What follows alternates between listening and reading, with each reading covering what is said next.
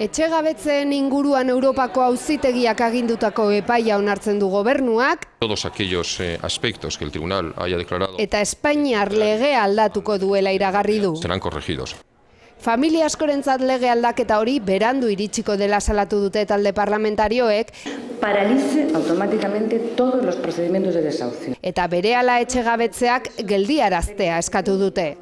Eusko Alderdi Jeltzaleak eskatu du lege aldaketa bizkortzea, eta hari esker herritarrek babes handiagoa izango dutela esan du. Hiritar guztiek jakingo dutela sinatzen dutenean hipoteka bat, zer sinatzen duten. Amaiurren esanetan epaiak berretsi du koalizioak salatzen duena. Espainiako legea bankuen interesei begira daudela eta ez herritarren interesei begira.